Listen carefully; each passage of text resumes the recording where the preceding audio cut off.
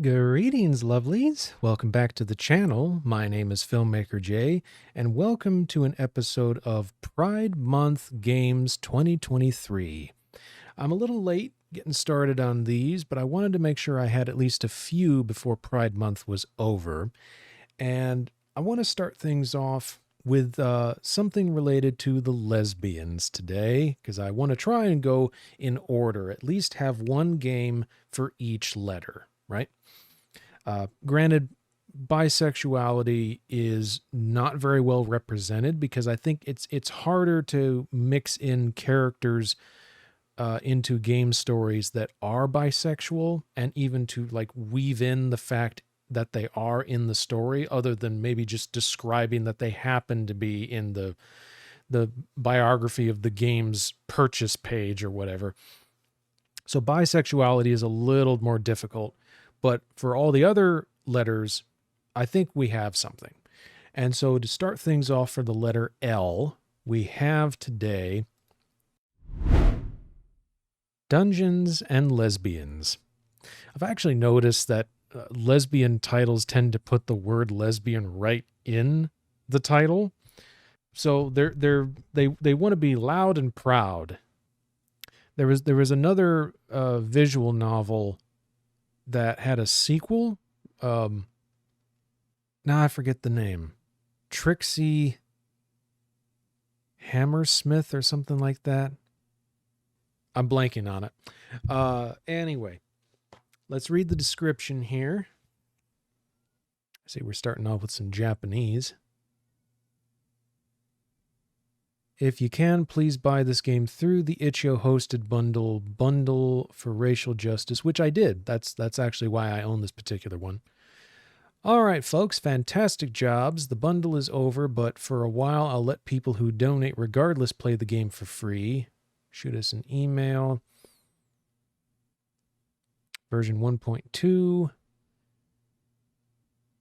Ever wanted to spend exactly $4 for a 30-minute times 4, a 30-minute times 4 illusion of having both love and friendship. So that mean it's 2 hours? I guess maybe now it means it would be times 6, because now it has 6 endings.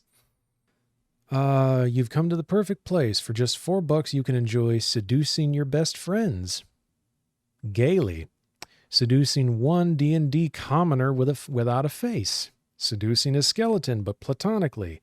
Romantic cryptid hunting. Romantic watching your date be really, really dumb. Romantic thievery, except it's Yu-Gi-Oh cards. Winning, stealing them from crying 7-year-olds with your date. Getting ding-dong blocked by your date's twin. Failure, not suffering from existential crisis. Wow. Partake in redecorating your friend's new house by hiding all her toilet paper. Ability to say whack. I don't think I've said whack. I like saying wicked, but I don't know if I've ever said that's whack. Kind of reminds me of when that show Recess liked to use the word womp. This womps. Like that was their made up. I think they made that slang up. I don't think that was a thing. I think they made that up. Hold on. I got to get my keyboard out here. Badunk. Okay. I actually don't think this has voice acting, so we'll try our best to add voice acting to it.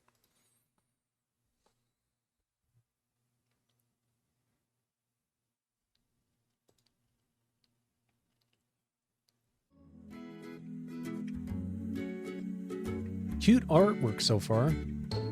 Oh, everybody has little rougish knees, even when they're wearing a skirt. Wow.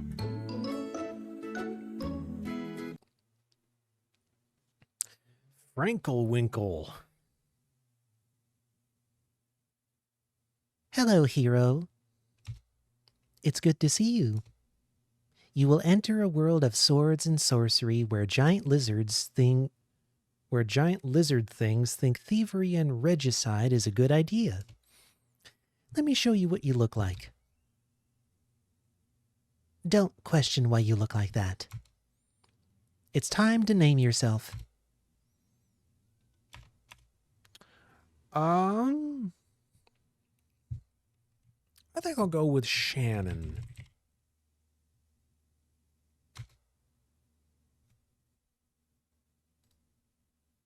Welcome, Shannon.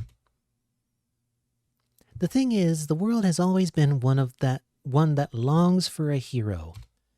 What's a hero? Someone who fills the world with change and splendor, with courage and love in their hearts. But remember, a hero isn't one person.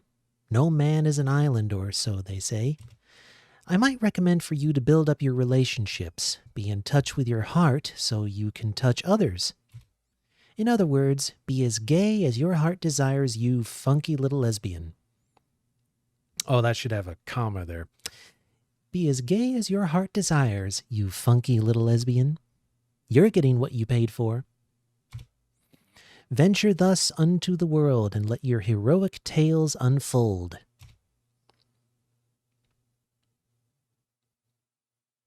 Up. Level. You've arrived. Heck yeah, final boss.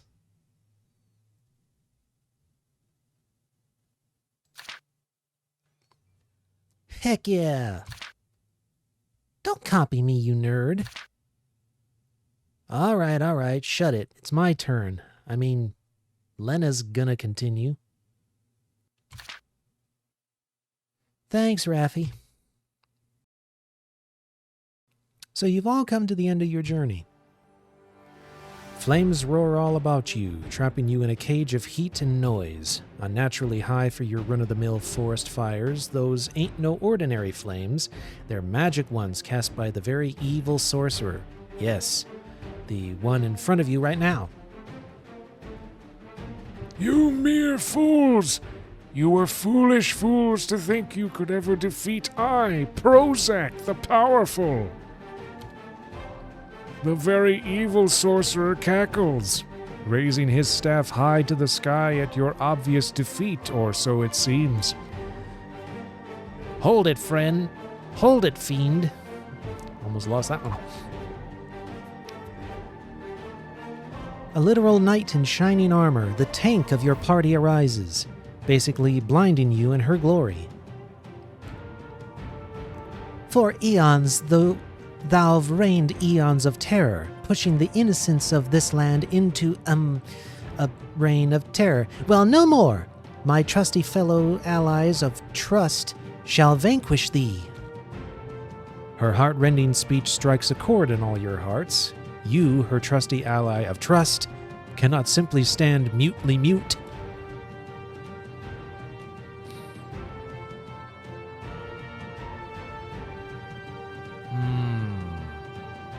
I'll go for the fancy talk. Oh, shit, I should have read that.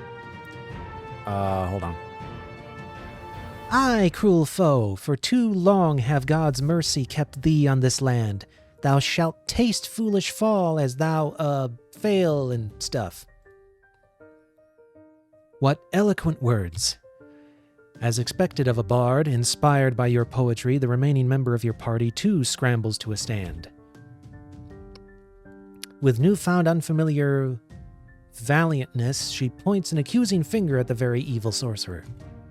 Determination burning in her eyes, she opens her mouth, capturing the full attention of the enemy. I have no part in this. I'm actually just in it for the money. In fact, she offers 10G to attack your party instead.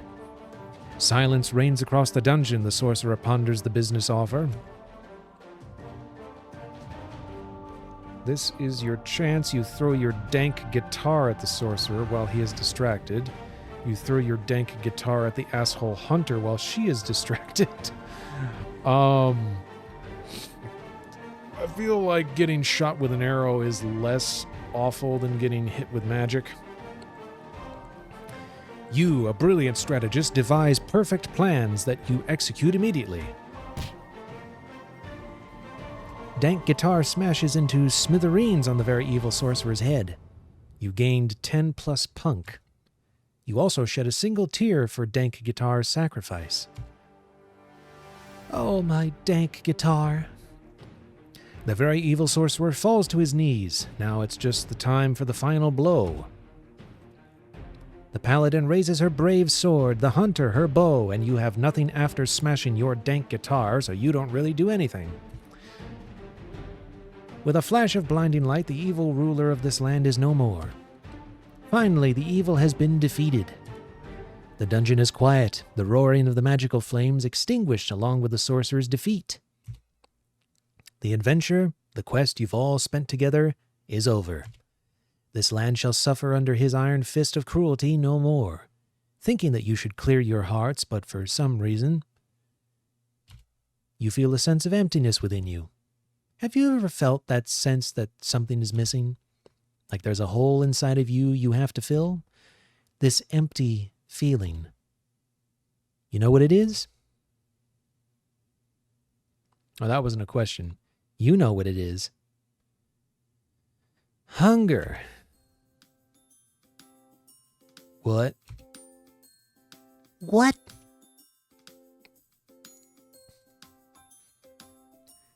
We're taking a break. I want sandwiches. Ignoring your friend's protest, your GM strolls leisurely to her kitchen. This D&D session can't really continue without her here, so you just stew in silence. Well, I was getting a bit tired. It's due for a break.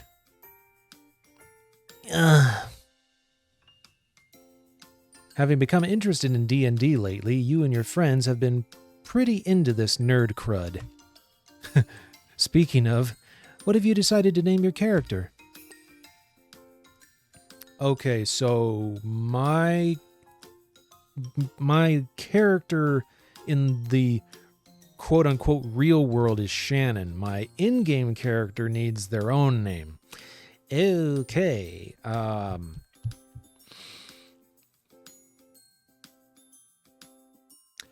think this is a character name from Slayer's Try, the anime.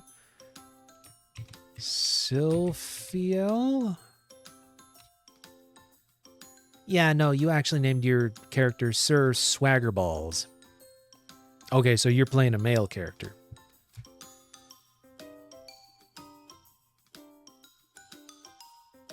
I'll admit, that's pretty funny. Now, that's what I'm talking about. Anyways, you suddenly get a very particular and strong desire to introduce your friends to yourself. Exposition dump. You wonder briefly why ever you would feel this urge, as someone familiar with them already. But whatevs.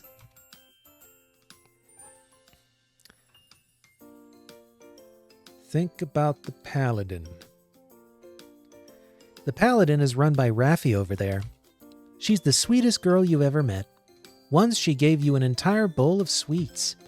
Sure, it was a bowl mixed with M&Ms, Skittles, and tiny rocks that looked like sweets, but it's the thought that counts. Yeah, I don't know if I would put chocolate with Skittles. I mean, you could put those with Reese's Pieces, but don't put Skittles in there.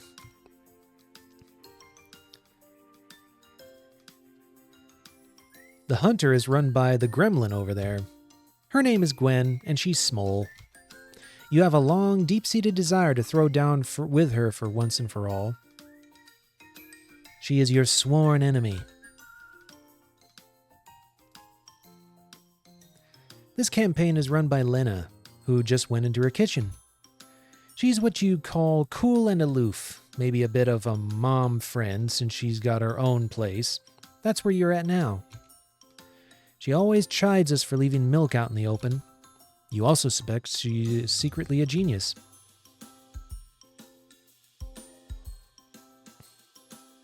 Oh, that's Jim. I'll be honest, even though I might go around wearing that, I did not expect that to be a dude. Shows you how much I know. Jimothy? Just another ordinary boy. Say hi to Jimothy. Yes. You say hi inwardly, hoping your thoughts reach his ordinary heart. It totally did.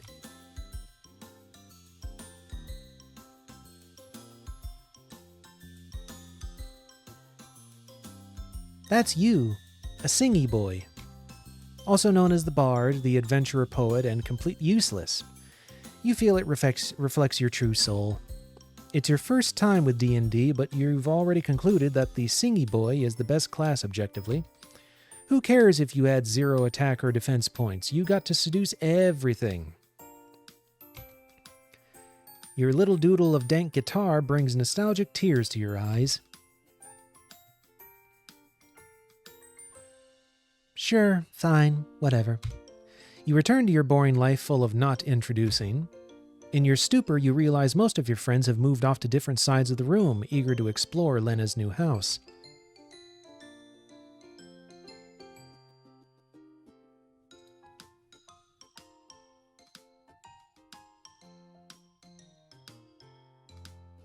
You know what? I'll do that, and I'll keep going in the same kind of order I've been going. Oh, do we get another chance to say hi to Jimothy? Hey! Hi. Jimothy goes back to whatever brain-rotting program he's watching. It doesn't look like he's watching anything. He looks like he's asleep.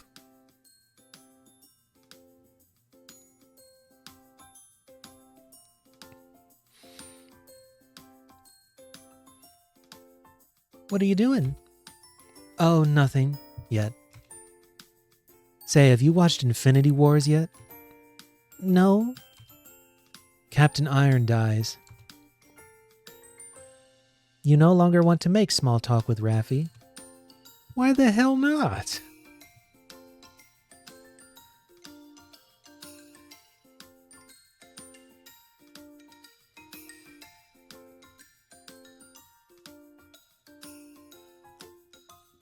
If you think you've beaten me with your sick-ass guitar smashing, you're wrong. What an annoying brat.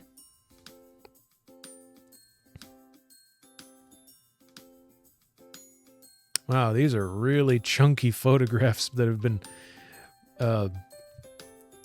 posturized, I think is the term. They've been reduced in the number of colors, and then the color laid on top of it is like, wow, really smushy.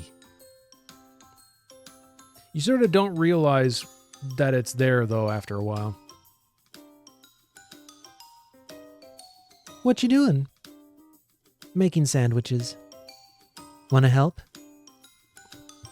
You can help out Lena, then hang out with the others within your break time. Is there a... Well, there's not a timer going on, though. Help out? Yeah, I can do that. What a nice house guest you are. You decide to criticize Lena's pants to even it out. Those are pants? I've said this already, but your pants are terrible. Hey, my house, my rules. She gives a cool shrug. It is so cool, the room temperature instantly falls by 10 degrees Celsius. Damn, maybe she secretly is a genius. Awed by her sheer coolness, you only realize after a while the sheer number of sandwiches you're making. That's 18. It's for everyone, too. That's really nice of you. Lena looks a little pleased as she finishes up the stack of sandwiches. I'm not really. I'm just used to taking care of my twin brother. I was always the more mature one. No wonder. I'm kind of curious what you were like as a child, actually. Oh, I still have pictures. I'll show you if we have some time. I'll take the sandwiches to the table. Could you help me put the milk back in the fridge so the milk babies don't die? What? You know, the milk babies. They die if you don't put them back in the fridge. That's why the milk tastes so bad when you leave it out, you know. Lena chides you gently as she leaves you in abject confusion and more confusion. Milk babies? Could it be Lena's dumb? No way. No way, you say, but the mystery nags at your mind. There's no way she's actually not smart, right? Mystery of Lena added.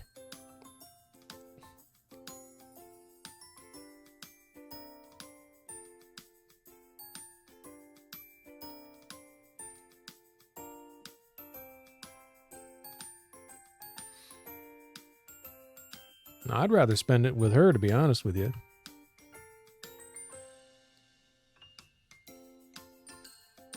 Oh, just resting.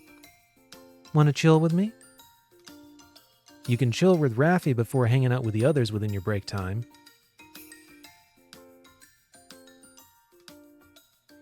You oblige, gently placing yourself next to Raffi.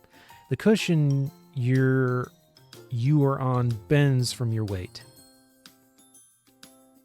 How are you doing? I'm having fun.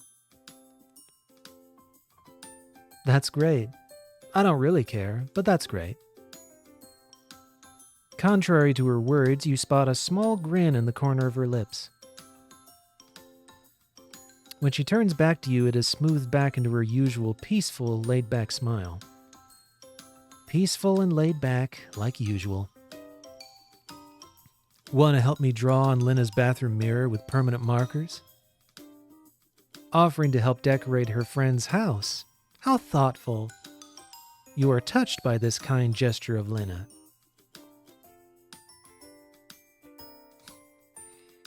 It is a duty to help such a thoughtful deed. You get up from the couch, tagging along with Raffi to the toilet.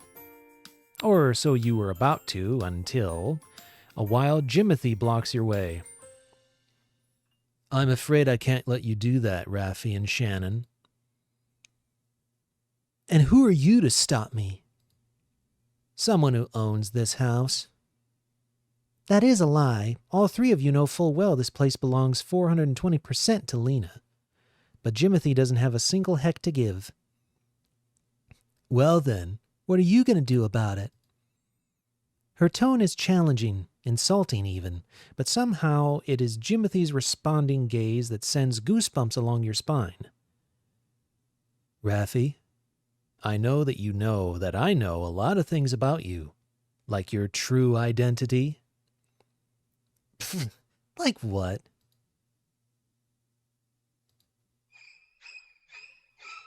When... was that, a heart shape? Raffi's already holding your hand and dragging you away back to the couch. How assertive. Maybe next time, Shannon. Jokes aside, it's the first time you've seen Raffi this shaken. You can't stop wondering about what happened. What did Jimothy mean about her past and her identity? The mystery nags at your mind. Mystery of Raffi added.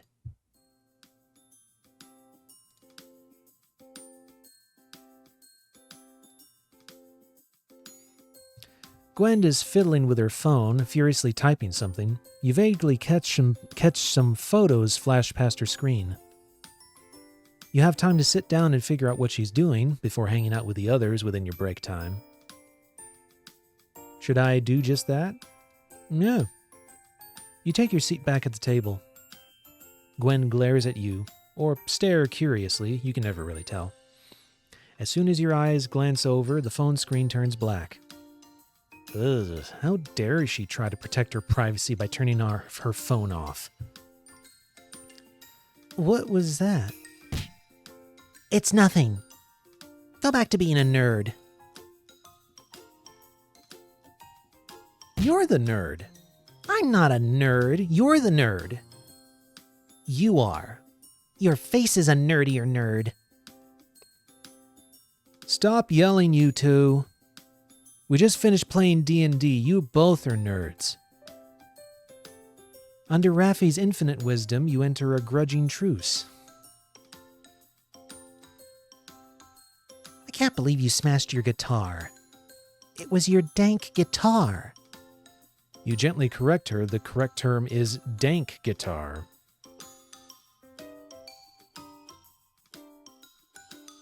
Wait.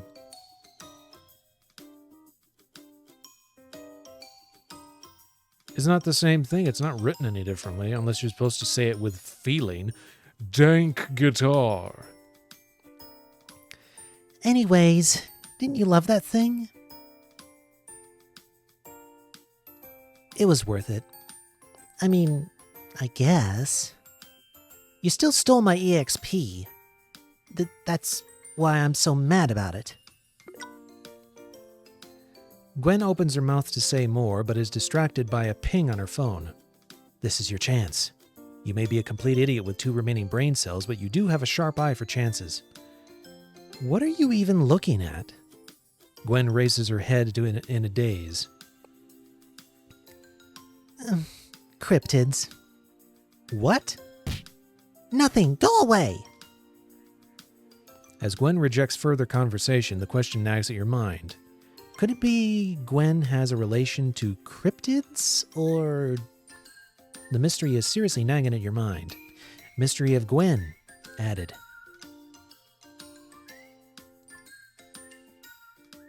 Just as you figure you've done talking to your friends, a wild Jimothy approaches. You briefly wonder if this is how wildlife encounters feel. Hey. Jimothy just nods back. You realize you don't know anything about Jimothy. He's always there when you come over to Lena's house. Lena just introduced him as Jimothy when you first met. You would think he's her lover or whatever, but Lena's about as straight as a ruler.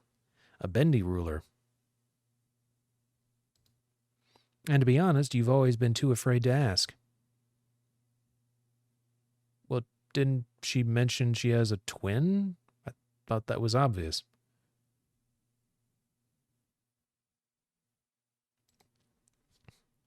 Who in the world are you? I'm Jimothy.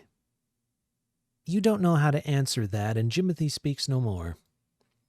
Now that Jimothy is silent, you start to reflect by yourself. Hi-ho, Kermit the Frog here. Random. Today's been real fun, but talking to your friends has given you something you've become really, really curious about. You really want to figure out the mystery of Lena and something about milk babies. The mystery of Raffi and her true identity. Well, that's the one I'm more interested in. Well, you guess you'll do your best to figure that out. Your inner monologue is interrupted by Lena's voice and also a pile of sandwiches. Everyone, get your asses here. Intermission's over. With everyone in tow, you shamble over. You realize this is a good chance to ask something. Wait, I have a question. Who the heck is he? He's my bitch. Lena turns to Jimothy on the couch. Give me 3 glasses of beer. No. Lena turns back. This incident will not be remembered by history. So instead, Lena, no, the game master, clears her throat. As her words fill the space of the room, everyone feels themselves transitioning into the fantasy land of their creation.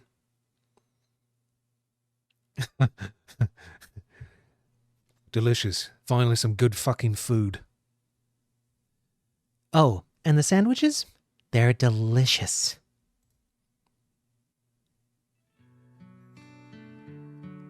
It's finally over.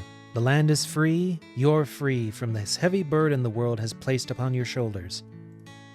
No more innocent blood shall be shed. No more civilians shall cry for mercy. The evil sorcerer has been felled. As you emerge from the dungeon cave place thingy, you shield your face against the blinding light of the sun. Wait, wasn't it night? You realize the blinding light is the light from the torches of soldiers here to capture you. Turns out murder is illegal. What? We killed a bad guy. I mean, we vanquished an evil foe for justice. Hey, get out of my face. According to the law, murder is illegal, but ruling your land with evil sorcery and threats isn't. curse outdated laws created for those in power that make no sense in its application. Luckily, you haven't been discovered yet.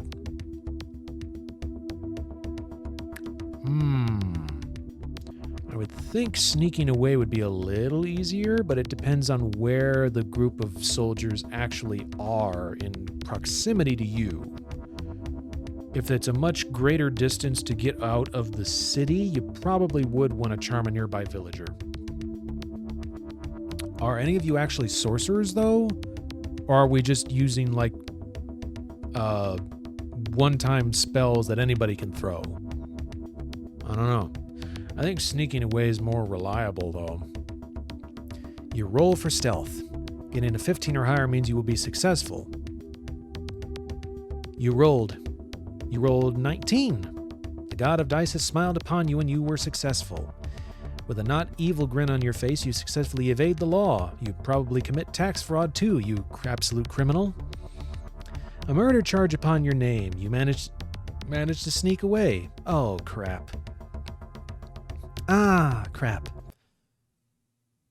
I, Jimothy, a commoner, sees criminals trying to get away. Alerted by a nameless commoner, the soldiers immediately zero in on you and your friends. As the soldiers cast a sleeping spell on you, and the last thing you see is Jimothy. I'm sorry, Lena's friends. You know I had to do it to him. Why is he here? I wanted to feel included. And I let him, because I'm the Game Master. Curse the almighty power of the Game Master. There is absolutely nothing you can do. Moving on. You all wake up in prison. You all also curse Jimothy. Your Game Master kindly reminds you that stabbing Jimothy is not allowed. We need to break out. You wholeheartedly agree. Unfortunately, without your trusty dank guitar, you feel a little down as a bard. But your line of bards were born to be free. In fact, you couldn't even wait 9 months to be born. You came out in 7. Everyone that tells you that's not a good thing is a hater and should be ignored. Anyways, quick, think of a plan. The guard is right out there. Steal the guard's keys. Use raw strength and power, literally break out. There must be some way to leave, examine surroundings. I think the best option is to check surroundings first. Not a bad idea. You turn to the wall. An ominous skeleton is chained to the wall, implying the doom you may face if you don't hurry the heck up. Examine the spoopy skelly boy. It's just a skeleton. A friendly-looking man, but that's it. Or is it? You can't help but feel that there's something more to the skell than it seems. Something more heroic and really supportive. Exactly because of that, the paladin, instinctively kicks the skeleton over. A guard hurries over to your cell. Tears in her eyes. Leave Bob the emotional support skeleton alone. The spoopy skull on the wall has a name now.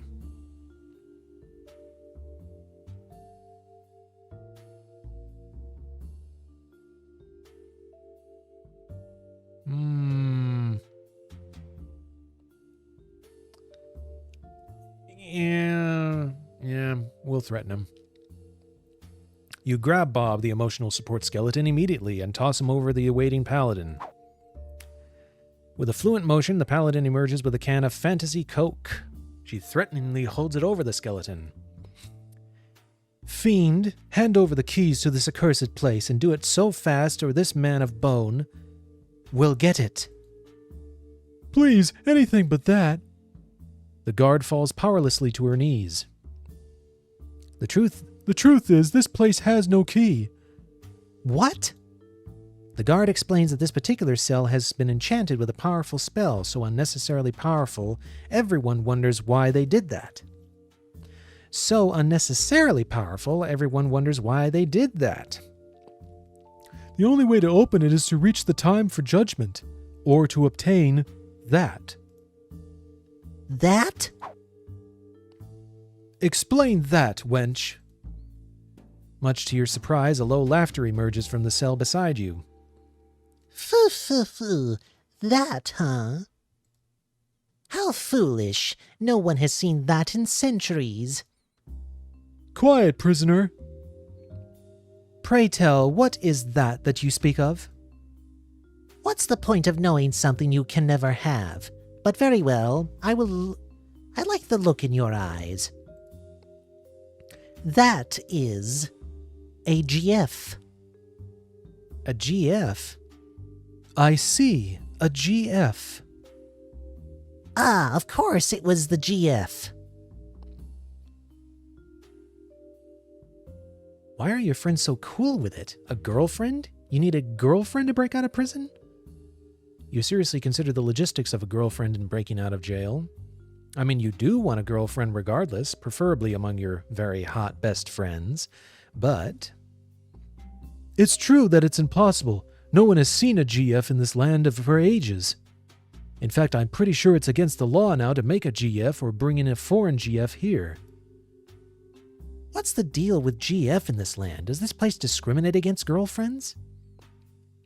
Though you could always make them in private. A whole bunch of GFs, that is.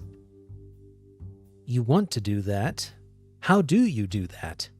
You really need to know how to do that. Just seeing a GF is enough for me to arrest you. They're dangerous after all. Guns and firearms, that is. Oh. You knew that. You totally knew that all along, yeah. From the way your friends avoid your gaze, it seems they were clueless as well. Well, studies from a long time ago showed guns and firearm violence is directly linked to the availability of guns and firearms. Only a really stupid country would allow guns and firearms while knowing that. Right? Unfortunately, shading a certain country has made trial time arrive.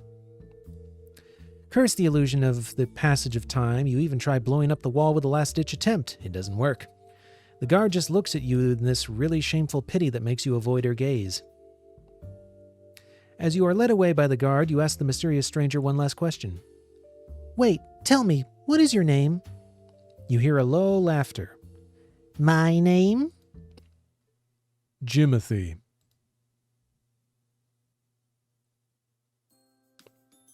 Okay, break time. Jimothy? Hi. I wanted to be included again. And I let him. Again. Okay. What, you got a problem, huh? What you gonna do about it? Curses, the GM has ultimate power and you cannot defy her. Also, someone came to the store with me to buy drinks. I want to come. Let me come with you. Someone's got to stay and watch the house, and Jimothy's disappeared for some reason. Time to take the bullet like a big damn hero. I'll stay behind. I don't want to move anyways. Really? Well then, I'll let you pick whoever here to go with. Ah, bless the undefiable power of the GM. Quick, pick someone you want to stay home with. Yeah, I'm gonna stay with Raffi. Raffi's cool. Aw, you want to stay with little old me? Shush up. Let's go, Lena. Don't burn the house down. Raffi asks for something terrible. You request them to buy you a Pepsi Zero. They refuse, questioning your taste, so you vow to curse them with your dying breath. Well, fuck them. If I want a Pepsi Zero, you get me a Pepsi Zero, bitch. As soon as the door closes behind them, you suddenly sense a great evil energy coming from behind you. Hey, Shannon. Want to help me out with a project of mine? You politely inquire what it is. Good deeds. Before you can ask what the heck she's talking about, she turns around to the couch behind. There's more cushions on it than you remember, just as you wonder who put it there. Raffi throws some off. Ah! I thought you were missing. He always does this, every time. Hi. It looks like those two are pretty good friends. You remember your question of who the heck Jimothy even is. Is he like a childhood friend or something? And speaking of questions, you still have no idea about Raffi's dark past. So, Jimothy, remember our thing? Jimothy nods, expressionless like always. Raffi grins and takes you by the hand. You're surprised by the sudden contact. Not that you hate it or anything. You're dragged off to a familiar place, the place the most important to mankind since the beginning of civilization, ensuring their survival. The bathroom. Well, I think we only had bathrooms technically until Roman times? Didn't have them until Roman times, and then technically we didn't have flushing toilets until, what, the 1500s? Jimothy, didn't you just say you wouldn't draw in the bathroom mirror earlier? I did. Here's an important lesson, my sweet Shannon. People change minds. And they do it quicker with bribery. Also, I changed my mind to just stealing all her toilet paper. I've got my own tissue. Also, she got me this super rare Yu-Gi-Oh card. I won it from a crying 7-year-old last week. At the proud look on her face, you decide not to question it. Instead, you start working meticulously and taking all the toilet paper in the bathroom and hiding them under Raffi's orders. This is kind of fun. You even make a couple of amazing suggestions, like hiding it up the fridge where only you and Lena can reach. Hiding it up the fridge. You mean up on the fridge? Huh. Suck it, short people. I think we're done. Having finished your workout, you are filled with a sense of satisfaction you only get after a job well done. Now, Lena will understand what it means to face unprepared disaster, and she'll emerge stronger from this trial. Wow, how thoughtful of her. Raffi turns to you with a grin, and for some reason you feel heat on your face. It's nothing unusual, this kind of situation. It's not your first time aiding her good deeds, and it's definitely not the first time she looks at you like that. Dazzling smile and familiar fondness. It's nothing unusual, just the two of you. You don't hate it. Suddenly you sense a great chaotic energy coming from behind you. Raffi is already right in front of you, which means... Hi. Jimothy. Raffi, this wasn't in our deal. You were supposed to leave my stash of tissue paper alone. What is it, Jimothy? I don't recall saying I wouldn't take yours. All toilet paper, wasn't that the exact words? A gust of cold air settles among you three. You sense war. Jimothy's blank gaze flickers to you. Fine. Jimothy digs around his pocket and takes out his phone. As you stand confused realization, then fear dawns upon Raffi's eyes. Raffi holds out a desperate hand, but it is too late. Jimothy's phone screen flashes at you. Wah, wah. Ba-ding, ba-ding, ba-ding. An emo phase? It doesn't look fake. That is definitely a screenshot of Raffi's MySpace in the mid-2000s. Whoa. As you process the image in front of you, you realize Raffi is gone. Only Jimothy stands with you in the kitchen, calmly keeping his phone back in his pockets. The door out of the kitchen swings open in someone's wake. Raffi? You look around in confusion. Using your powers of deduction, you conclude Raffi didn't evaporate into thin air. Instead, you pad out to the hallway. You hear Jimothy tag after you like the unrepentant murderer he is. But right now you had more important things in mind. You find Raffi fast enough. You nearly miss it. In front of the doorway to the bathroom, Raffi slumps on the floor, defeated. It's an unusual sight. She's usually always so confident, like when she was mixing Tabasco in Gwen's toothpaste, or intentionally drives slow on the left lane, or unplugged your phone at 10% battery to charge hers. But Jimothy's betrayal has brought her to her knees. Unsure what to do, you cautiously call her name. Raffi? I didn't want you to find out this about me. She sounds absolutely miserable, huddled in front of the bathroom. To be honest, ever since I befriended you, it's been weird. It's not like I have trouble making friends or anything. I even befriended Jimothy, and he hates people much more than he does now. But you, even when I was mixing Tabasco in Gwen's toothpaste or was intentionally driving slow on the left lane or placed all of Lena's anime posters with live, love, laugh signs, I don't want to do them to you. I want to do it with you. Oh, and the phone thing was a complete accident. Sorry about that. You accept her apology. I've never been close to someone before. Being someone's number one, you or Gwen or Lena or Jimothy, but especially you. It feels strange. I want you to like me. I want you to think that I'm cool.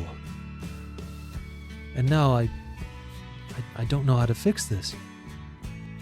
Raffi. A little embarrassed, you scratch your cheek. Eventually, you bend down on the floor to meet her eyes.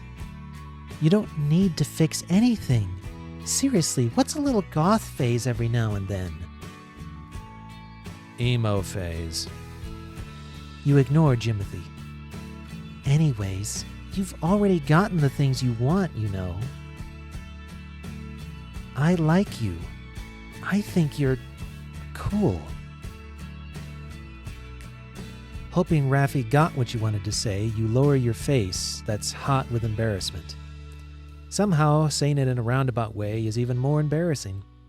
You expected laughter, but there's just silence, and when you look up, you see something kind of amazing. Raffi stares at you with a look you've never seen before. You stare back in awe. I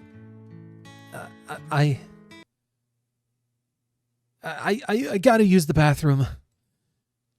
Wait, you hid all the toilet paper. Before you can finish, Raffi slams the door of the bathroom, locking you out.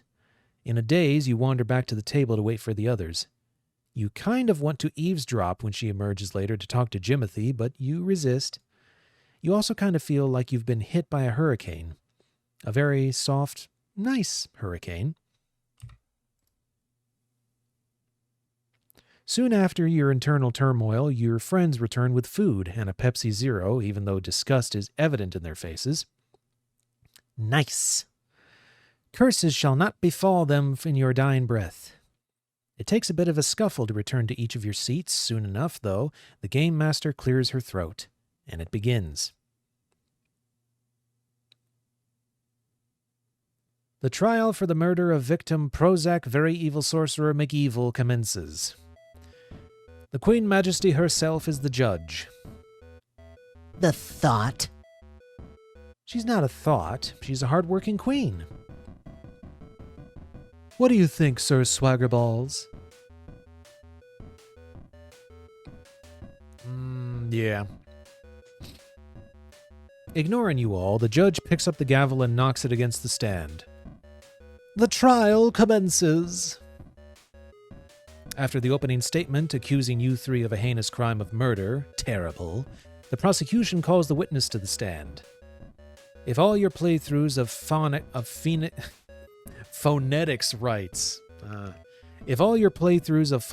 rights, are to be believed, this is the bit where you can prove your innocence.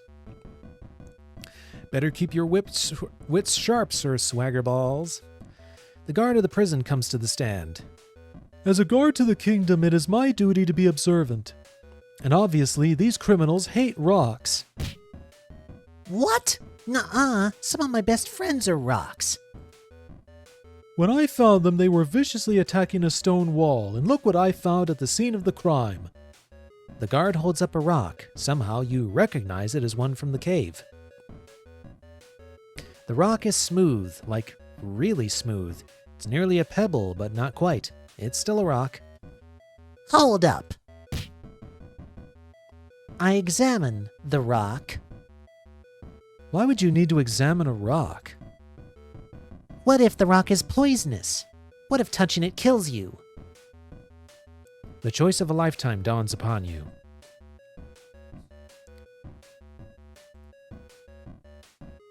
You're right, she has a point. Risking your life just to reassure someone is but foolish gamble. You gained 1 sensibility, along with the title of a coward. Whatever, being called a coward is a cheap price to your hecking life. It's survival of the fittest, lads. Wait. The court whispers amongst themselves. I realized this rock is crucial evidence that we are innocent. With a jolt, you realize what she is talking about. Quick, this is your time to help out.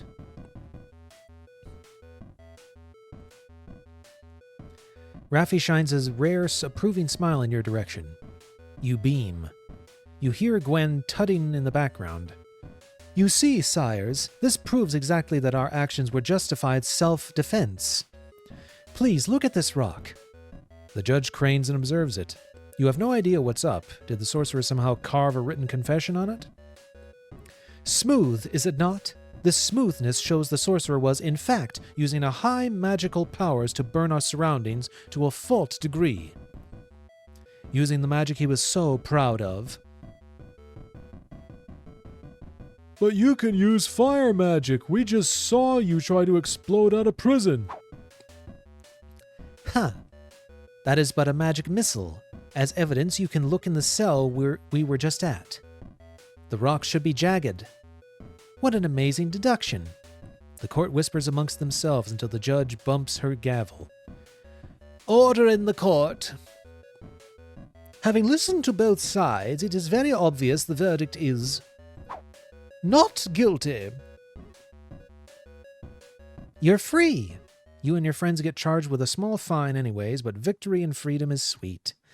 Congratulations, hero. Not only have you purged this land of evil and saved your friends' hides, you have also gotten scot-free of murder. And really, what more could a hero want? You celebrate joyously with your friends, wishing more than ever for your dank guitar so you could play a little happy tune. Sacrifices have been made, but it has been done. You have earned your happy ending. And today's campaign ends. Good job, guys. Thanks, Lena. That was fun, I guess. It's already late at night, huh? With a shock, you realize it's past midnight, and how fortunate that you're the only one without a car. While you're calculating taxi fares, though, your friend's voice calls out to you. Let's go, come on. Underneath her cheerful smile, there's a look of determination on her face. You're a little taken aback by her cheerful smile as she clings to you.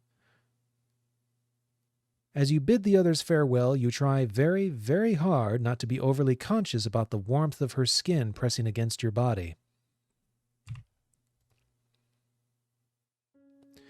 When you're out of the door, you feel her grip relax, and she bumps your shoulder. Hey. Raffi looks at you, a strange seriousness coloring her expression. A rare shyness exudes her. I just wanted to thank you for today and She seems lost for words, so you take her hand in yours. She eases into your hold and continues, head hung down. I try to look impenetrable all the time, but somehow I don't hate that you know something embarrassing about me. Why? It's strange to see her without her usual laid-back smile. With her head hung down, your gaze on the top of her head. There's a single strand of stray hair hanging loose out of her ponytail. Before you realize, you reach out to smooth it back, and before you realize your true thoughts tumble out of you. Embarrassing? That was adorable.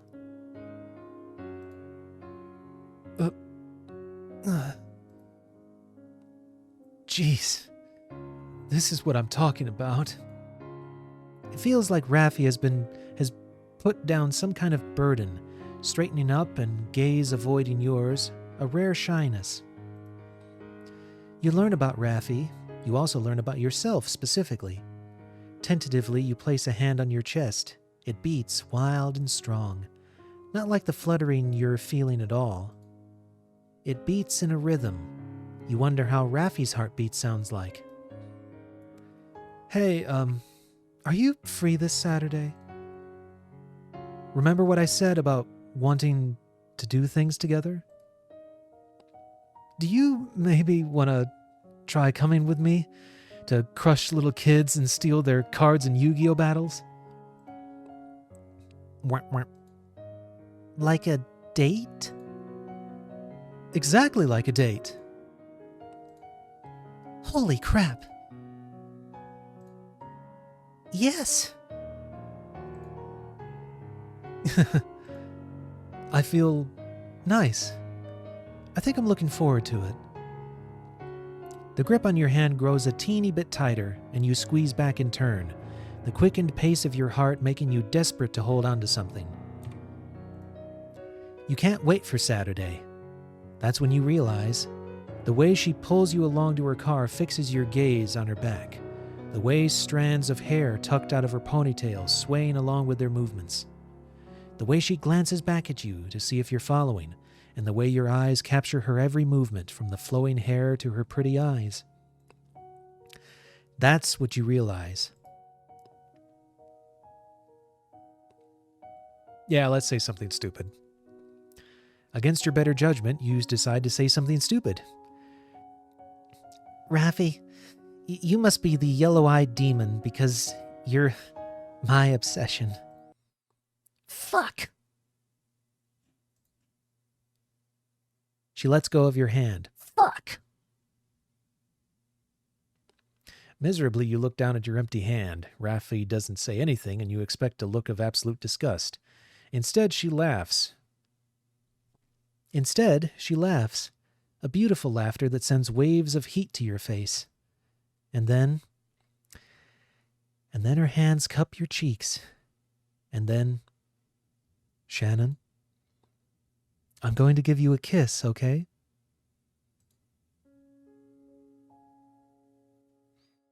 When she steps back, you still can't erase your grin. A hand placed gently on the cheek of her lips touched. Like the teaser she is, she merely smiles and takes your hand. She's acting all confident, but the blush on her own face doesn't escape you. Ending. Raffi.